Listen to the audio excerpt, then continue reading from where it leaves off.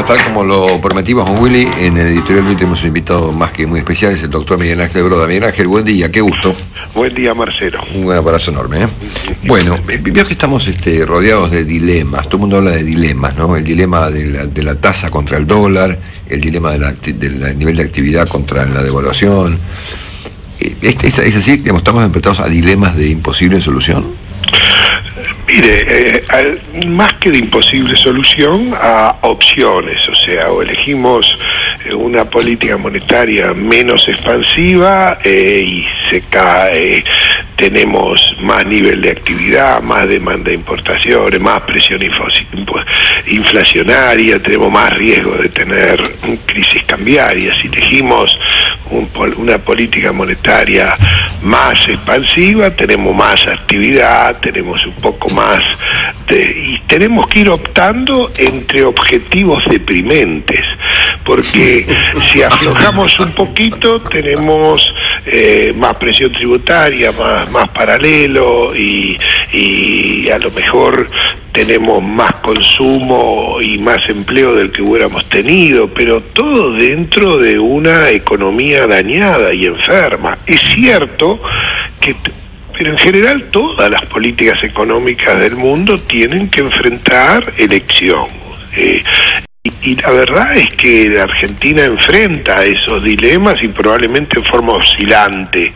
O sea, hoy está sorprendido por la caída de nivel de actividad, el gobierno está tratando de aumentar el crédito para ver si para de caer el consumo o se repone, pero eso genera riesgo de que haya más crisis cambiaria, de que haya más paralelo, de que haya más presión inflacionaria. O sea, el gobierno va a ir oscilando sobre los objetivos de corto plazo sin una estrategia sobre cómo hacemos para invertir más, cómo hacemos para que la gente trabaje más, cómo hacemos para que aumente la productividad. Así que vamos a ir oscilando en preferencias temporales, medias espasmódicas, dependiendo de en cada momento que sea lo más grave, o la inflación, o el nivel de actividad, o el consumo, o el mercado cambiario. Uno de estos dilemas, Miguel, tiene que ver con el tema del dólar y la tasa de inflación. Esto es, puesto de otro modo, si es sostenible el dólar a cerca de 8 pesos con una tasa de inflación que anda por el 2 y algo o por donde ande.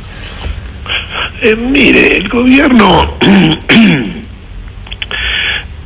la verdad es que el gobierno ha puesto la política económica al servicio de la estrategia política de mantener poder hasta diciembre del 2015 y generar para después la mayor cantidad de poder para después del 2015. Y en ese objetivo la economía necesita llegar a diciembre del 15 sin haber generado una crisis macroeconómica, porque las crisis macroeconómicas evaporan el poder político.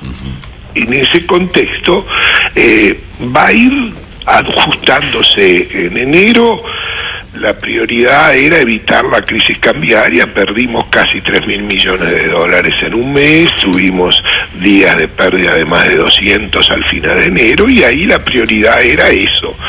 Se tuvo que devaluar, se tuvo que hacer política restrictiva, la tasa de inflación pegó un salto, pero consiguieron dominar y hacer el puente hasta los dólares de la soja que están entrando y muy fluentemente.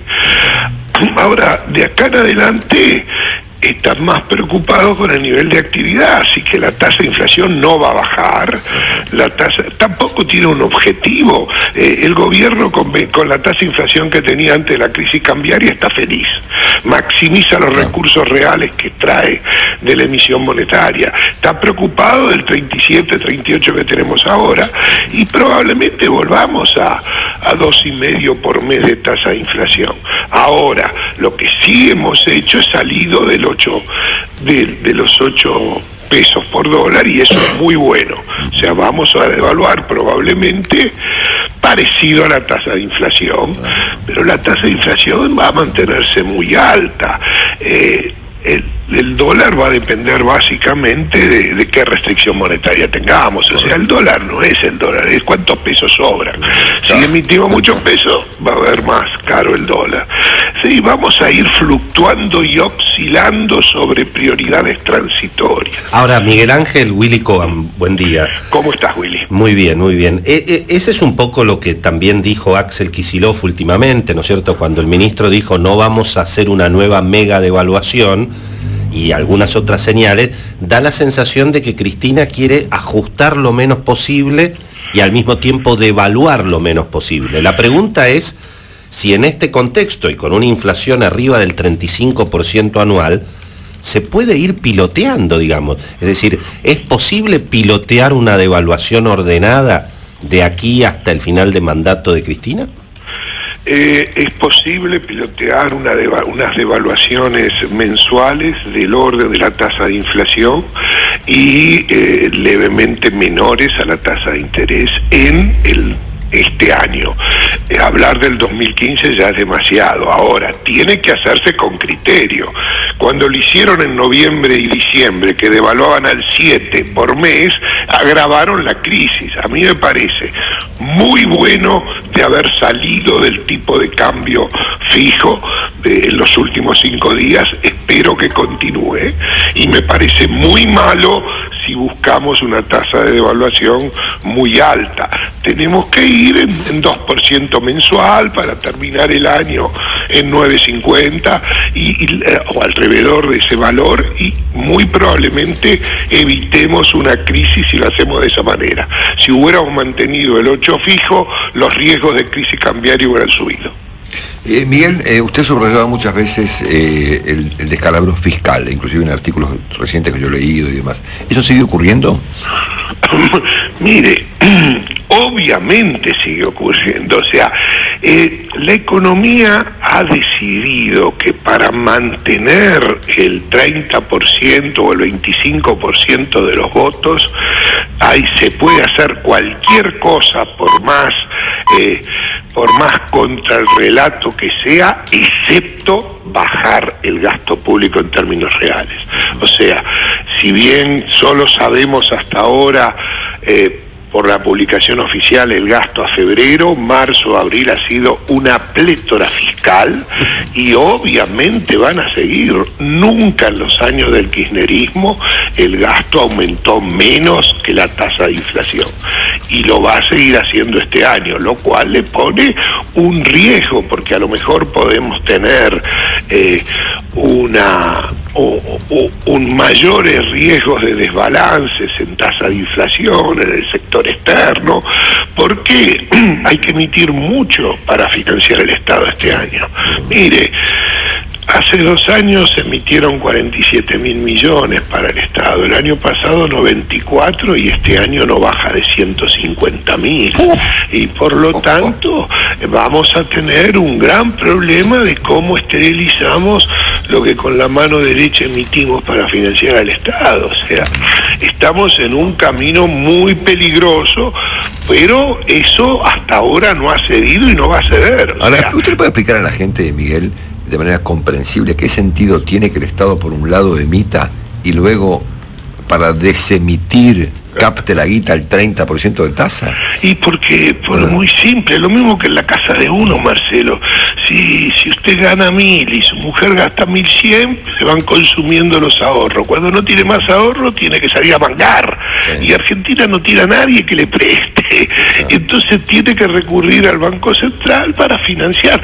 Por ejemplo, el aumento de las asignaciones familiares hace que esas partidas del gasto público suban 50% este año contra el año pasado.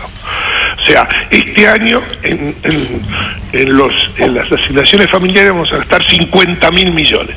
Gastamos 24.000 el año pasado, gastamos 32.000 el año pasado. O sea, ¿qué es lo que queremos decir? Usted puede anunciar, pero si no tiene los recursos, después tiene que ir a que el Banco Central le deposite pesos para pagar salarios y todos los demás gastos. El gran problema que nosotros tenemos es en el último trimestre del año, porque las necesidades de financiamiento del sector público se concentran en el último trimestre. Y bueno, ahí vamos a tener que hacer esfuerzos fenomenales. Los estamos haciendo. Mire, el stock de deuda del Banco Central a finalizar el año pasado eran 93.000 millones. Ya tenemos 153.000 y vamos a tener más de 200.000 a fin de año, porque tenemos que colocar deuda, porque si no, la expansión monetaria es de tal magnitud que la tasa de inflación se va para arriba y los desequilibrios se hacen expectativas de la gente. O sea, ahora, Miguel Ángel, con esta dinámica, digamos, ¿cuál es en definitiva la herencia, que es un tema que se empezó a discutir mucho ahora, cuál es la herencia que deja Cristina al próximo, digamos? No solamente en términos macroeconómicos.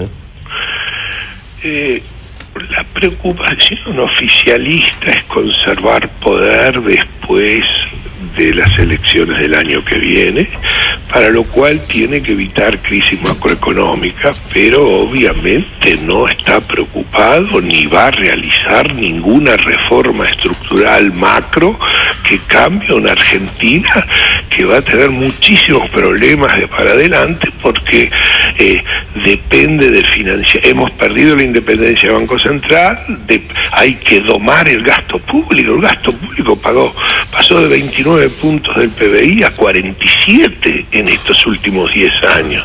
Y la verdad es que tenemos una altísima presión tributaria, igual no alcanza. Tenemos que volver a ser país normal.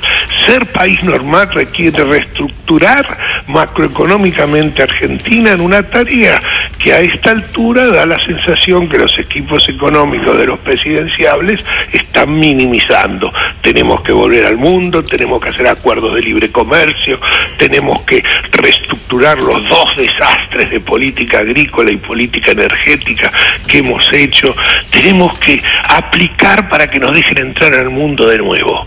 Y eso es una tarea larguísima en un contexto donde hay que volver a la independencia del Banco Central y hay que volver a tener déficits menores fiscales financiados como el resto del mundo. Es el único país del mundo donde el agujero fiscal se financia emitiendo dinero. Es inconcebible a esta altura del mundo que eso suceda. Tenemos que volver a reconstruir los canales de colocación de deuda moderadamente, pero sustituir al Banco Central. Y tenemos que hacer muchas cosas que va a costar mucho volver para atrás. Y eso es, mire, Argentina ha vuelto a estar en el mundo. O sea, el solo hecho de que no va a haber reelección de la presidenta, el hecho de haber devaluado, de haber puesto restricción monetaria, de haber subido algunas tarifas, ha hecho que Argentina vuelva a ser interés mirado desde afuera. Pero muchas veces el optimismo que hoy hay en el resto del mundo sobre la posibilidad de volver a convertirnos en país normal, dado que nos hemos perdido una década donde toda la región ha recibido muchos capitales, ese optimismo está a lo mejor un poco exagerado, porque minimiza lo que hay que hacer en el 2016 y 2017. Es una agenda muy pesada. Dios quiera que podamos elegir un presidente que lo entienda así. El doctor Miguel Ángel Broda. Gracias, Miguel Ángel, buen fin de semana. Gracias, Marcelo. Interesantísimo, tanto lo del doctor Sarsay como lo del doctor Broda. Un lujo esta mañana aquí en Cada Mañana por Radio Mitre. Esto estamos cerrando la editorial. Lo ha dicho con toda claridad el doctor Broda. Las opciones deprimentes. Optar entre objetivos deprimentes. Optar entre cuestiones deprimentes. Sí. 9.50 fin de año el dólar oficial. Dijo, si las cosas salen bien. Exacto. Si las cosas salen bien. 9:05, la temperatura en Buenos Aires. 12 grados 8 décimas. Marcelo Longobardi está en Mitre. Cada mañana.